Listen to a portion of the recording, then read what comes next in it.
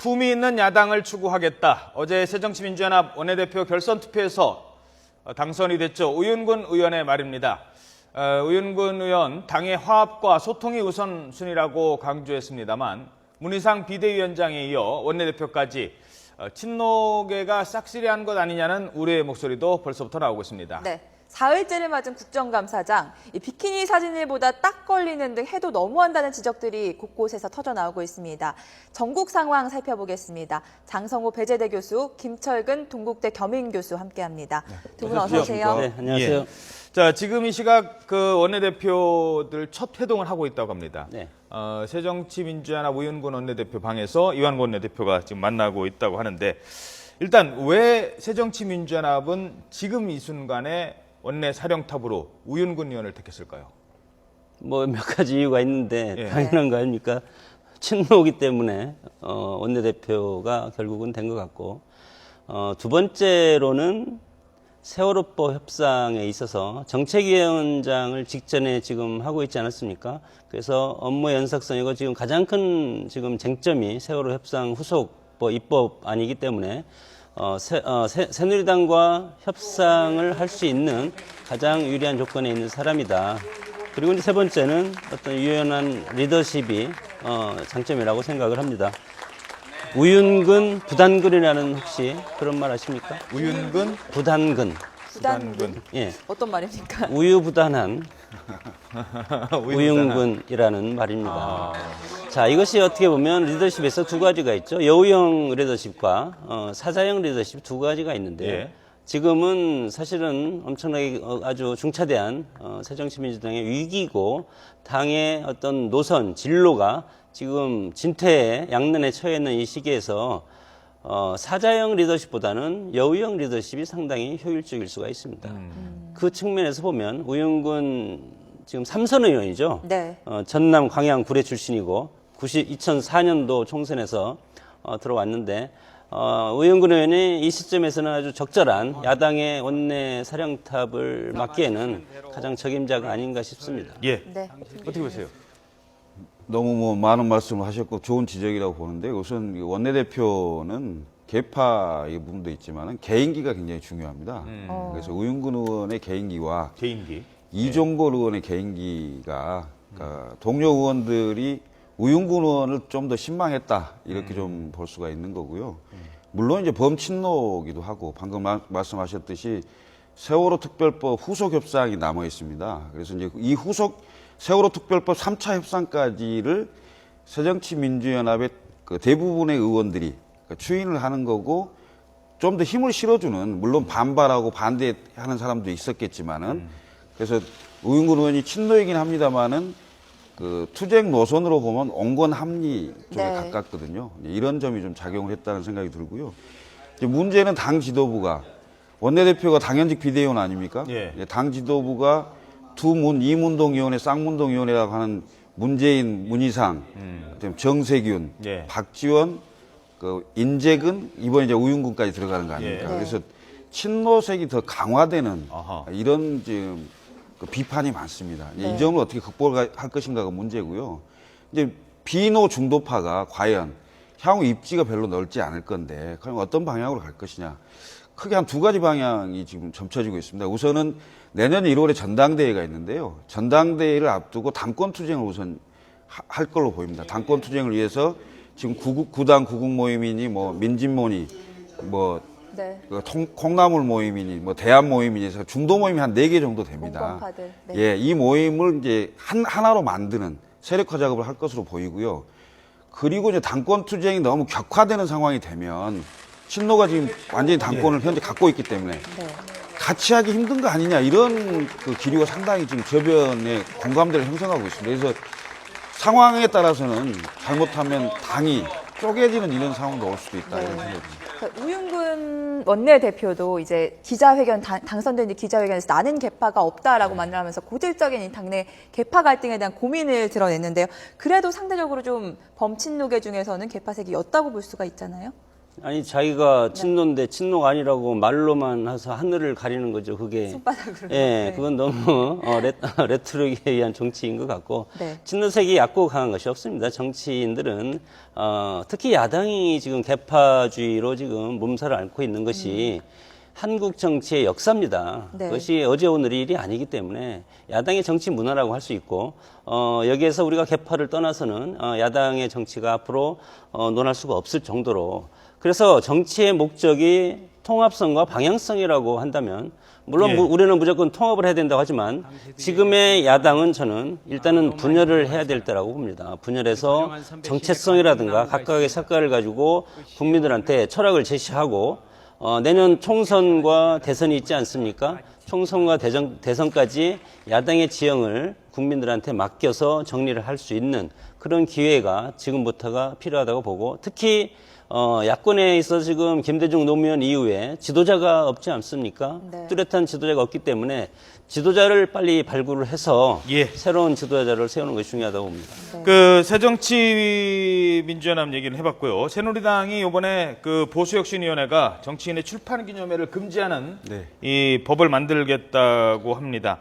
출판 기념회 그동안의 법에 사각지대였는데 이번에 좀 바뀔 수 있을까요? 어떻게 보십니까? 바꿔야 한다고 저는 생각을 합니다. 그리고 그 바른 지적인데요. 선관위에서도 지금 뭐 개정안을 내놨고 지금 이제 어제 혁신위원회에서 내놨는데요. 출판 기념회는 김무성 대표도 얘기를 했죠. 예. 그 음성적 정치 자금을 받는 것이고 탈세다 이런 얘기를 했는데 사실상의 정치 자금을 음성적으로 받는 것이 맞습니다. 근데 이제 출판 기념회만 금지하는 것으로 네. 개혁 조치인 것처럼 보이는데요. 사실 이건 저는 포퓰리즘이라고 생각합니다. 왜냐하면 지금 정치인 국회의원들이 후원금을 걷고 있지 않습니까? 예. 이 후원회가 1억 5천 정도밖에 안 돼요. 아하. 근데 1억 5천을 12달로 나누게 됐을 때는 한 달에 1,200만 원 정도인데요. 예.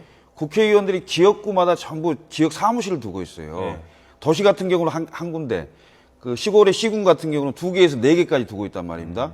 그럼 한 사무실을 운영하는데 유급 사원은 한 3명 정도를 보통 둡니다. 사무국장, 조직부장, 여직원 이렇게 여사 간사 이렇게 3명을 두고 그렇게만 해도- 사무실 운영하면 대략 한 달에 한 1,000만 원 내에는 들어가게 됩니다. 그냥 가만히 있어도. 그렇습니다. 그러면 후원금을 걷어서 결국은 지역 사무실 운영하는데 다 들어가는 꼴입니다. 그러면 본인이 서울에서 의정활동을 하는데 비용은 사실상 없는 거죠.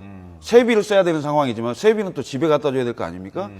그래서 새누리당이 그 출판 기념회를 금지하는 건 좋습니다. 네. 그렇다면 현재 후원회가 1억 5천 정도밖에 안 되기 때문에 합법적인 범위 내에서 정치 활동할 수 없는 구조다. 그래서 통은 튀어줘야 된다. 그렇습니다. 그래서 후원회와 연계해서 다시 검토를 해볼 필요가 있다 이런 생각이 좀 듭니다. 그렇지 않으면 부자나 아버지가 부자인 사람만 정치할 수 있는 이런 구조로 된다 이겁니다. 네. 그렇죠. 또 김무성 새누리당 대표가 뭐 네. 이르면 내년 1월부터 당원협의에 대해서 대대적인 감사에 나섰겠다 이렇게 칼을 들이대고 나섰는데 현역 국회의원들이 위원장 맡고 있는 자리 아니겠습니까? 네. 결국 친박 의원들 사이에서 뭐 공천 물갈이 아니냐 이런 지적도 나오고 있어요. 조직강화 특별위원회를 통해서 지역 감사를 하거나 당무감사를 통해서 지역위원장을 솎아내는 것은 선거를 전후해서 하는 것이 가장 효율적이라고 할 수 있습니다. 지금은 선거 선거가 1년 6개월 정도 남아 있기 때문에 네. 지금은 국정 운영이라든가 어떤 정책 입법 이런 데 저는 신경을 써야 될 것이지 당내 투쟁을 여기에서 당무감사를 통해서 한다는 것은 조금 빠르다 저는 그렇게 생각을 합니다. 그래서 예. 선거를 통해서 공천을 통해서 이것을 정리하는 것이 네. 당의 위기를 그리고 시끄러운 것을 최소화시키는 그런 전략이기 때문에 지금 너무 일찍 이렇게 당무감사를 한다고 해서 그러면 사실은 아까 이 출판 개념에도 마찬가지 아닙니까? 이것이 지금 포퓰리즘이라고 말씀을 하셨는데 현실적인 입법화가 전제가 돼야 되고 입법화가 전제가 된 다음에 잘못하면 이것이 기득권 지키기로 흘릴 수가 있습니다. 신진 인사가 정치에 진입할 수 있는 것이 일단은 돈이 없고 신진 인사들은 그리고 얼굴을 알리기가 어렵기 때문에 출판 기념회를 금지한다는 것은 기득권 유지 차원에서 할 가능성이 많기 때문에 이것은 혁신보다는 개혁이 될 가능성도 많기 때문에 네. 혁신이라고 무조건 기준에 있는 것을 뒤집기보다는 이것을 보완하고 방법상의 대안을 제시하는 것이 훨씬 더 유리하다고 봅니다. 예, 네, 알겠습니다. 알겠습니다. 자, 이제 국정감사 얘기 잠깐 해보죠. 어렵게 국정감사 시작을 했는데 지금 뭐 파행을 겪는 위원회도 많고요. 증인 채택 문제로. 게다가 시작을 했는데 야, 이게 국감장에서 이런 일까지 있네라고 네. 할 정도로 얘기들이 또 나오고 있습니다. 네, 국감장 곳곳에서 지켜보는 이 카메라들이 있잖아요. 의원들이 네. 지켜보는 이게 문제가 되고 있다고 합니다. 네. 자, 그러면 살펴보도록 하겠습니다. 지금 국감장 해도 너무하네라는 얘기들이 나오고 있다고 하는데요. 과연 무엇 때문인지 저희들이 화면과 함께 설명드리도록 하겠습니다. 화면 국감 얘기인데요. 함께 보시죠. 네, 카메라 때문에 비상이 걸렸습니다. 카메라 성능이 좋아진 탓이라는데요. 국감이 시작한 지 일주일도 안 됐는데 벌써부터 구설에 오르는 의원들이 생겨나고 있습니다. 바로 이 카메라 주민, 요새 엄청 주민이 잘 되잖아요. 그 탓이라고 합니다. 새누리당 송영근 의원과 정미경 의원이 주고받은 쪽지 함께 보겠습니다. 이 쪽지가 취재진 카메라에 포착이 됐습니다. 야당 의원을 향해서 뭐든지 삐딱하게 본다. 저들은 늘 그런 식이다. 이런 사담이 공개되면서 파행의 사과 논란까지 이어졌습니다. 진성준 의원 발언할 때 쟤는이라고 이제 얘기를 해서 나중에 사과까지 했습니다. 자, 그런가 하면 새누리당 권성동 의원 비키니를 입은 여성 사진을 스마트폰에 띄워놨다가 논란이 됐습니다. 권 의원은 다른 사이트를 보다가 잠시 잘못 누른 거다라고 해명을 했는데요. 하필 왜 그런 잘못 누른 사진이 그런 사진이 떴을까요? 네. 자, 이런 논란을 잠재우고자 새누리당에서는 국감 기간 3가지 주의사항을 내렸습니다. 자, 3가지 한번 살펴볼까요? 술과 입, 엉덩이였습니다. 술자리 피하고 말 조심하고 자리 뜨지 말라는 의미였는데요. 쪽지에 휴대전화가 카메라에 포착되면서 책상 아래에 있는 손까지 조심해야 한다는 말이 이제 나오고 있습니다. 자, 손까지 조심해야 된답니다. 자, 장성호 교수님. 네. 다른 건 몰라도요. 오늘 또 나온 얘기가 국감장에서 네. 국감 현장입니다. 다른 사람 다 있어요. 기자들도 있고 카메라 기자들도 있고 뭐 앞에 심지어 증인들 안 나오겠다는 게다가 환노입니다. 증인 채택 때문에 지금 계속 파행되고 있어요. 네. 그 와중에 왜 하필 비키니 사진을 봤을까요? 뭐 권성동 의원의 그 말을 좀 믿어야 되지 않을까요? 돌리다가 이렇게 해서 권성동 의원 말을 믿고 싶습니까? 아니 저는 믿고는 싶은데 예. 그게 또 팩트로 나왔으니까 변명에 불과하죠. 사과를 해야 될 것 같고 지금 우리 뭐 5개월 동안 입법화 제로였고 그리고 지금 27일까지 국정감사고 11월에 예산국회, 12월에 법안국회 지금 산적한 일정이 쌓여 있는데 국회가 이런 입법 활동이나 여러 가지를 하지 않고 지금 뭐 개점 휴업 상태고 지금 그리고 또 이 와중에서 일을 하는 놀부라는 그 국민적 비판에 직면해 있는데 이런 것이 나타나니까 국민들이 지탄을 하는 것 같습니다. 예, 어떻게 보세요? 유독 새누리당 의원들이 그 선거 관련된 추문들이 좀 많이 나오고 있는 것 같아요. 지난해 본회의장에서는 뭐 심재철 의원이 또 뭐 누드 사진 그걸 보다가 또 네. 그 문제가 있었죠. 이번에 권성동 의원 왜 국회의원들이 국정을 다루는 특히 중요한 국정감사에 이런 일을 할 수 있나. 네. 물론 이제 조사진이었죠, 심재철 의원. 그렇습니다.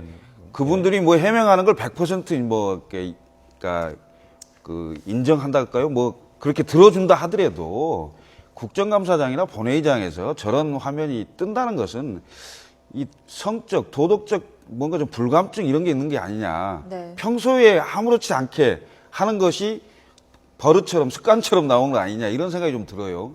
특히 이 새누리당 의원들한테 이런 게 많이 나온다는 게 보수의 도덕성까지 확대되지는 않았으면 좋겠습니다만은 그런 생각이 좀 듭니다. 새누리당은 이 비주얼 그림 같은 걸로 이렇게 입방에 오르고 새정치 야당 같은 경우는 또 이 설화를 해서 입으로 또 많은 설화를 입지 않습니까? 예. 그러니까 정치인들이 여당 야당 할 거 없이 비판을 받는 건 마찬가지입니다. 누드 심재철, 네. 터치 박희태, 비키니 권성동. 박희태 네. 전 국회의장 그렇습니다. 성추문 예. 사건과 관련해서도 근데 도마 한 가지 위에 이제 오르고 좀 있고요. 그 국정감사 얘기가 나왔으니까 네. 좀 드리자면 국정감사가 우리나라에만 있는 제도입니다.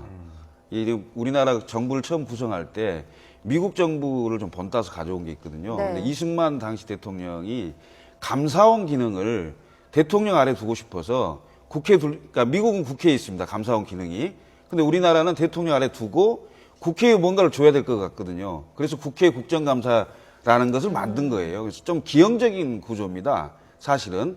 그래서 지금 혹시 이제 개헌이나 이런 게 된다면 감사원을 국회로 가져오면서 국정조사 기능을 좀 강화하는 것을 좀 바뀌어야 된다 이런 생각을 좀. 네. 그래서 지금 맹탕, 삼탕 국회라는 얘기가 나오고 있습니다. 질문은 맹탕이고 답변은 재탕이고 네. 그리고 증인은 증인은 허탕이다. 삼탕 국회라는 얘기도 나오고 있습니다. 네. 저는 송영근, 정미경 의원의 좀 쪽지도 자세히 봐야 될 것 같아요. 상대당 야당 의원을 두고 죄라고 표현했는데 아무리 사담이라고 하지만 조금 국감장에서 할 말은 아니지 않습니까? 그렇죠. 그 뭐 필담으로 오고 간 것을 네. 언론에서 이 카메라에 잡혀가지고 그랬는데 저 카메라가 항상 주시하고 있다는 것을 국회의원들이 알 텐데 네. 저렇게 하는 것은 저건 참 어떤 자기 처신에 문제가 있다고 봅니다. 뒤에 바로 있잖아요. 뒤에 기자들 카메라들 들고 저렇게 있습니다. 근데 국민의 대표라면서요. 국민 무시하지 말라고 호통치지 않습니까? 국감장에서 답변 제대로 안 하면은 자기는 국민의 대표기 때문에 내가 국민의 대표기 때문에 내 질문에 대해서 답변 똑바로 안 하면 그걸 국민이 무시한다고 하는데 그 와중에 저런 쪽지 두고 그 와중에 비키니 사진 보는 사람은 어느 나라 국민의 대표인지요. 여기까지 마치도록 하겠습니다. 지금까지 장성호 배재대 교수, 김철근 동국대 겸임교수였습니다. 두 분 오늘 말씀 고맙습니다. 감사합니다. 고맙습니다.